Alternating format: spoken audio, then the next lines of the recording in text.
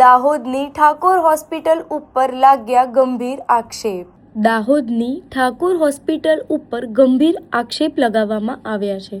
પ્રસૂતિ માટે આવેલી એક મહિલાનું ઓપરેશન બાદ નિધન થયું હતું। ડોક્ટરની બેદરકારીના આક્ષેપો સામે આવ્યા છે।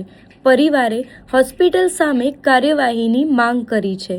સમગ્ર મામલે પોલીસે મૃતદેહને પોસ્ટમોર્ટમ અર્થે મોકલી કાર્યવાહી હાથ ધરી છે। મારી બેનનું નામ હિરલ છે, એ વિજાગઢથી છે અને એનું પ્રેગ્નન્ટ હતા તો એ બેનને અમે અહીંયા ઠાકોરના દવાખાને એડમિટ કર્યા અને ત્યાં એમનું સીઝર થયું।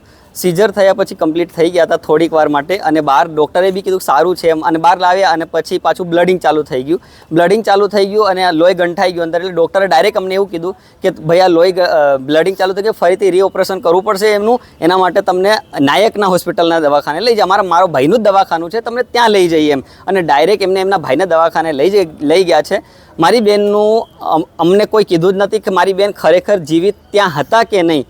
100% મને તો એવું લાગે કે આપણે ઠાકોરના દવાખાને જ એક્સપાયર થઈ ગઈ હોઈ શકે એમ અને ત્યાં એમનું સ્વ બચાવ માટે એ લોકો નાયકના હોસ્પિટલે રિફર કરી અને ત્યાં એ લોકોએ લોહી પર લોહી મંગાયા, 8-10 બોટલ લોહી મંગાયા, લોહી ચડાયા અમે, છતાં બી મારી બેનને જીવ નહીં બચાવી શક્યા અને આ ડૉક્ટરની ઘોર બેદરકારી અમે કહીએ છીએ કેમ કે ડૉક્ટરે ક્યાંક ને ક્યાંક સર્જરી કરવામાં, સીઝર કરવામાં એનો જીવ ગુમાવ્યો છે। બસ શું માંગણી છે અત્યારે તમારી? બસ અમારી માંગણી એ છે કે જો આ ડૉક્ટરની ઘોર બેદરકારી છે તો એના ઉપર સરકાર કાર્યવાહી કરે।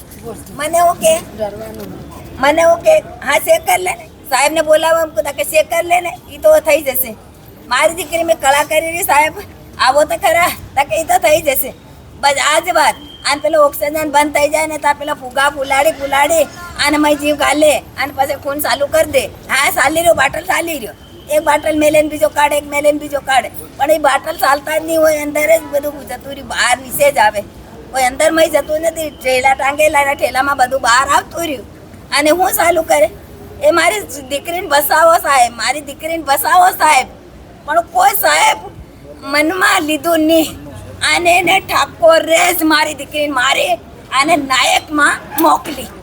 આ 100% એને મારી, એને હું બટી મારો દીકરો પાછળ આવ્યો અને હું હાજર, કે તારા સગાવાલાને બોલાવ લે,